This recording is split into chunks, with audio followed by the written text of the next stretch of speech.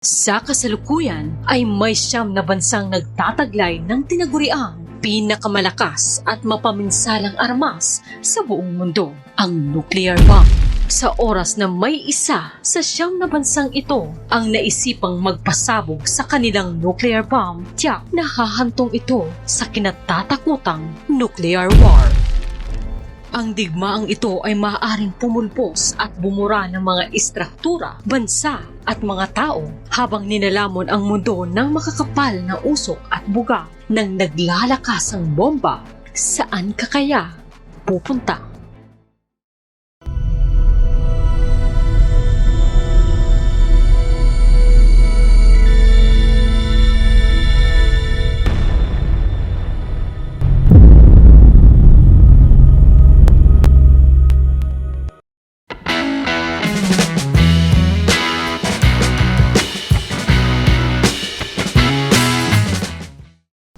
Paano mo nga ba masasalba ang sarili mo sa oras na pumutok ang isang nuclear war? Huwag kayong mag-alala dahil may hinanda kaming master plan na naglalaman ng 5 paraan para makasurvive sa isang nuclear apocalypse. Pero bago ang lahat, alamin muna natin kung bakit nga ba sobrang delikado ang isang nuclear bomb.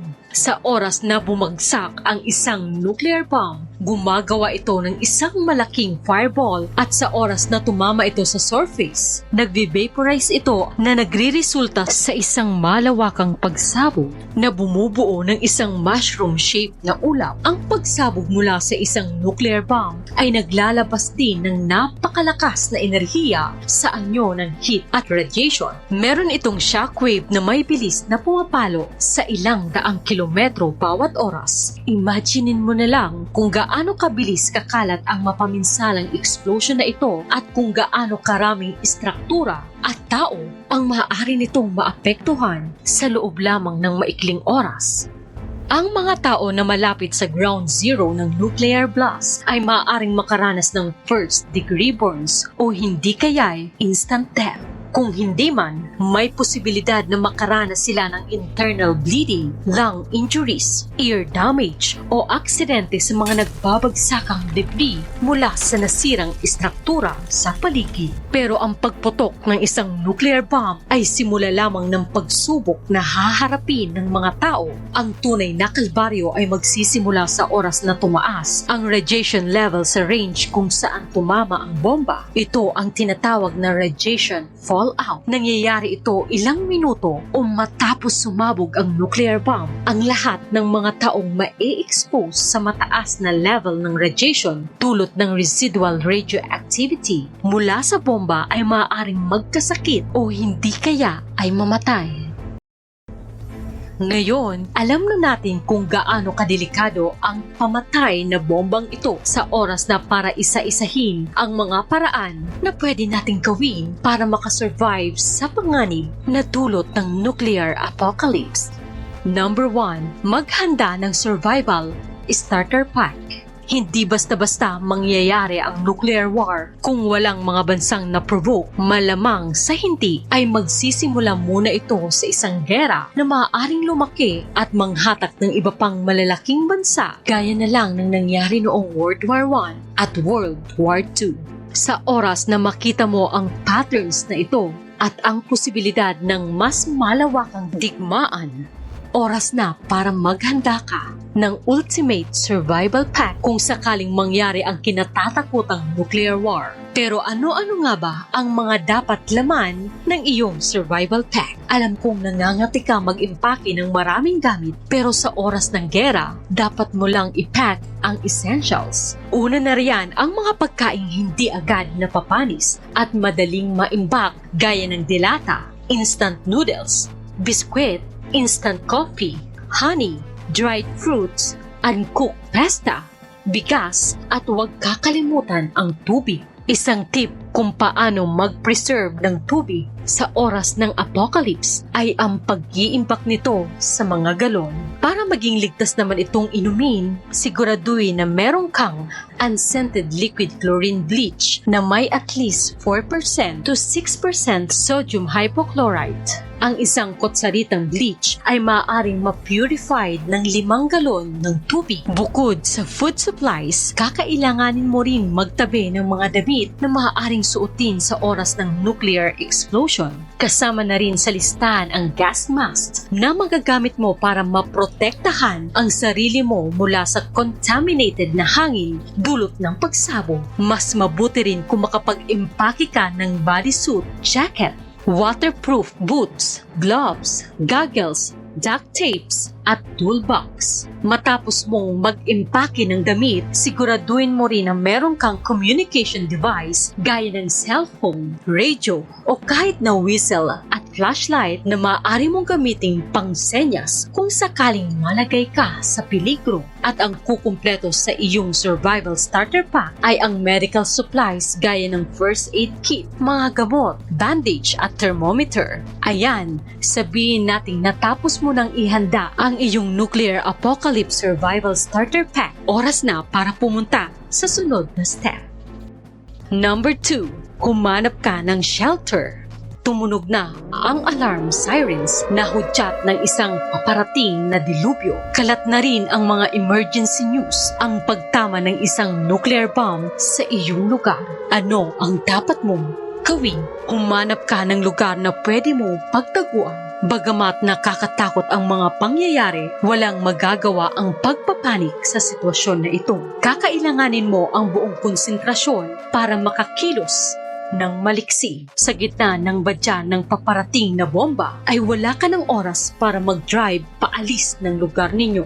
Lalo na kung nakatira ka banda sa syudad. Maiinip ka lang sa traffic jam dahil siguradong mapupuno ang highway ng iba pang taong desperadong makatakas. Sa oras na lumapat ang bomba sa inyong lugar, meron ka na lang 10 minuto para makaisip ng sunod mong hakbang.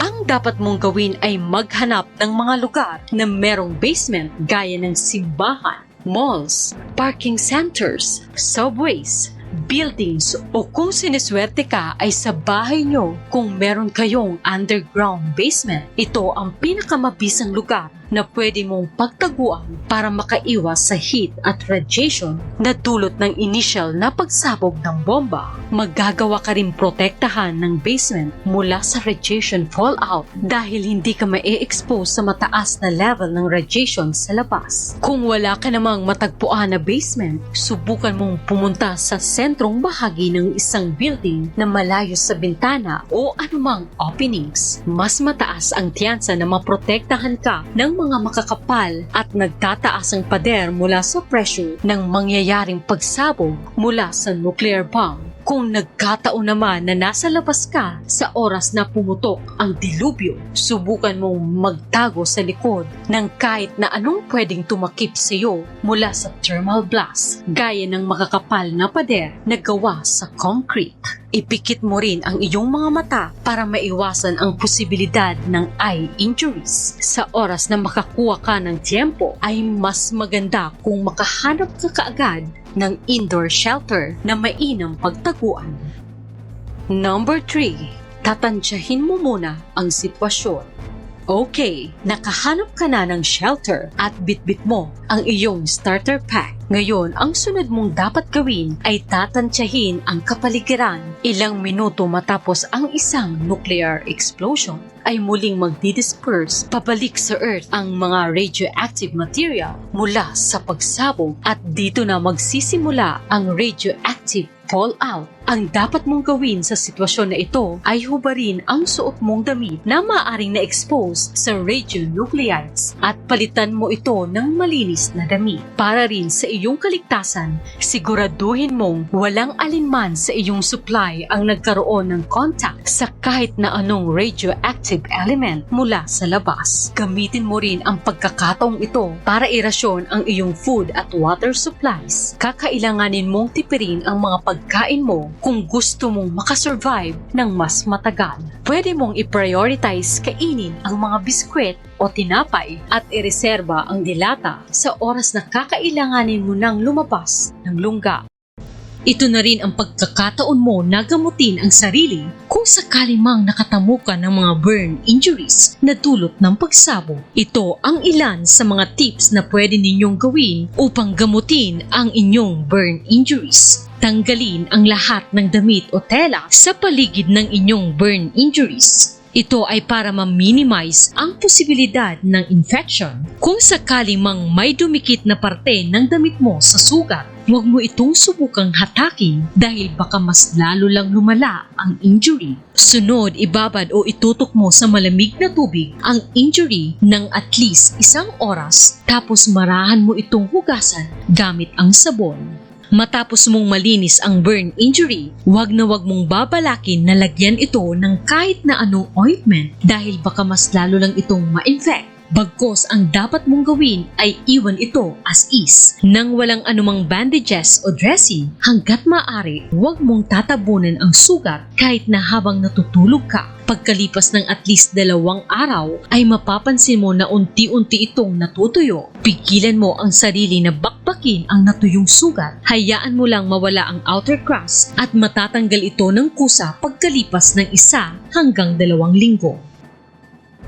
Number 4. Makibalita ka sa mga nangyayari sa labas. Habang nagtatago ka sa loob ng shelter, ay gamitin mo ang iyong communication device para makibalita sa kung anong nangyayari sa kapaligiran. Kung hindi available ang TV, ay subukan mong makibalita sa radyo para malaman kailan ligtas lumabas mula sa iyong pinagtataguan. Kung wala ka namang access sa radyo, subukan mong silipin ang labas nang hindi na-expose sa radioactive debris. Ang unang sinyalis na dapat mong tignan sa labas ay ang military presence. Sa oras na may makita kang mga nagpapatrolyang sundalo, pulis o mga military tanks, sinyalis na iyon ng peace at order na unti-unting ini-enforce ng pamahalaan.